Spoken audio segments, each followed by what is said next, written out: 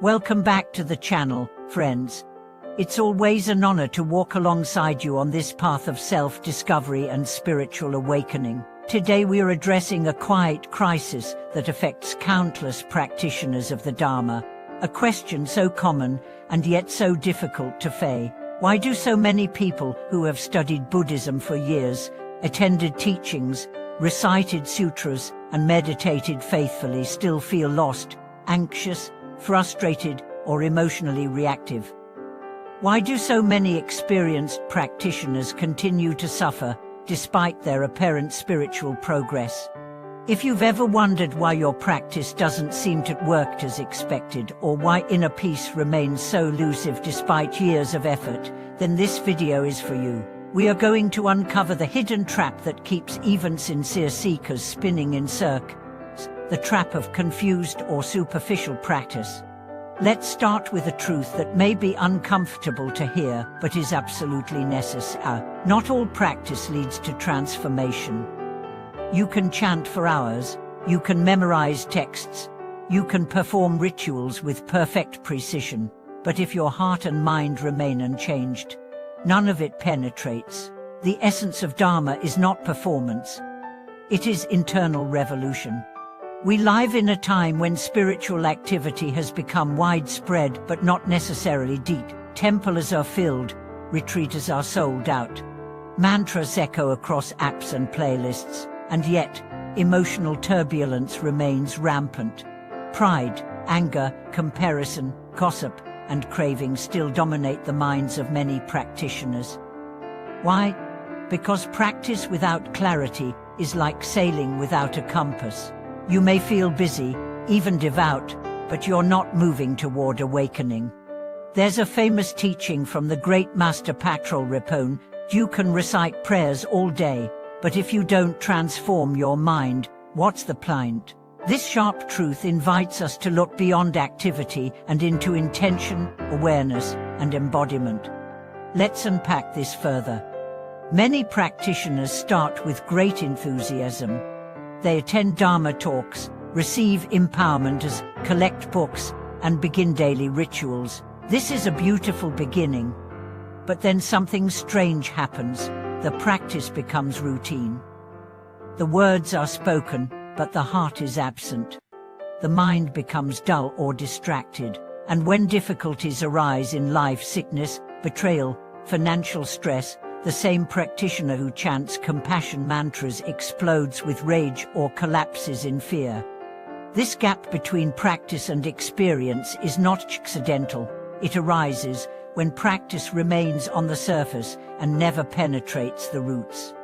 You see, real practice begins when you stop escaping discomfort and start observing it.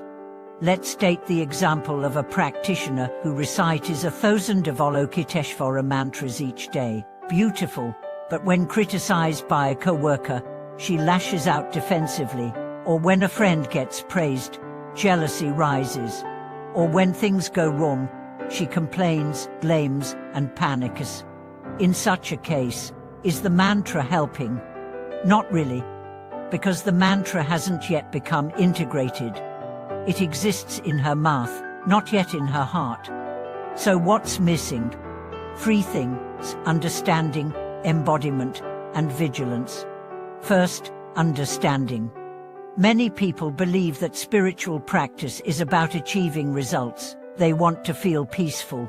They want visions. They want signs. But real Dharma is not about getting something, it's about seeing through everything. It's not about gaining, it's about letting go. Letting go of illusion, letting go of ego, letting go of the constant search for certainty, comfort, and control. When you truly understand impermanence, for example, you don't just say everything changes. You live it. You hold grief without clinging. You love without trying to possess. You face loss with grace. That's transformation. Second, embodiment. This means your practice lives in your actions, not just your altar. You recite compassion mantras, but are you kind to your neighbor? You study emptiness, but do you hold grudges? You meditate on non-self, but do you get offended easily? These are the tests not to shame, but to illuminate. When your practice is real, it seeps into your speech, your choices, your relationships. You become more patient, less reactive, more present, less greedy, more open, less judgmental. That is the fruit of real practice. And third, vigilance. The mind is sneaky. Ego loves to hide behind spiritual masks.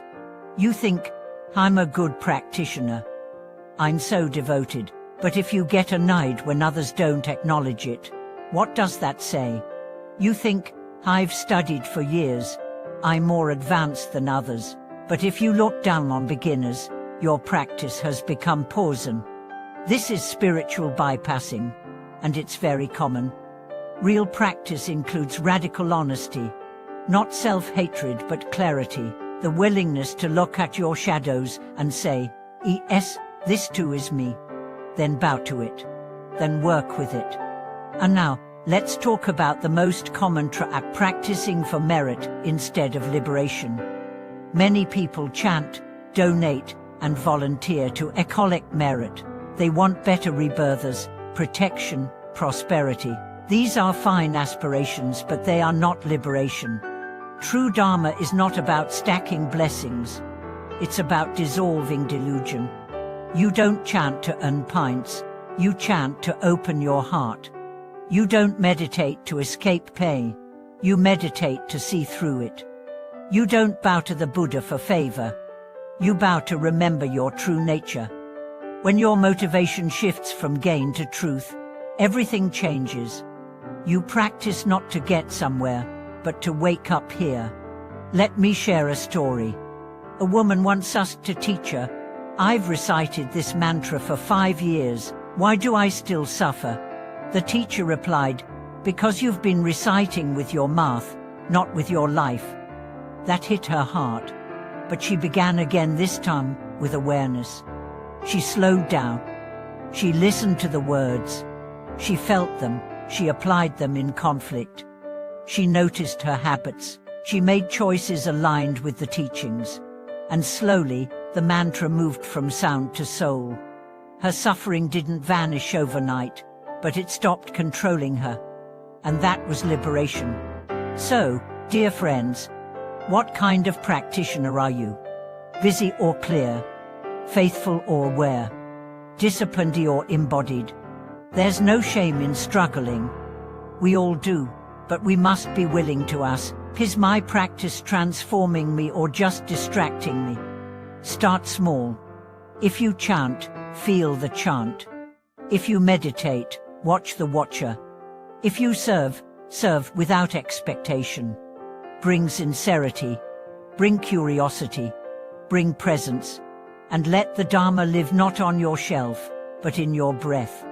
Thank you for walking this path with me today. If this message resonated, I invite you to share your insights in the comments. What shifted your practice? What helped you go deeper?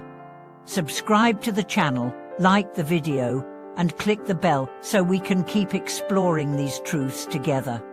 Until next time, may your practice be deep, your heart be open, and your mind be a clear mirror of truth. Thank you for watching this video.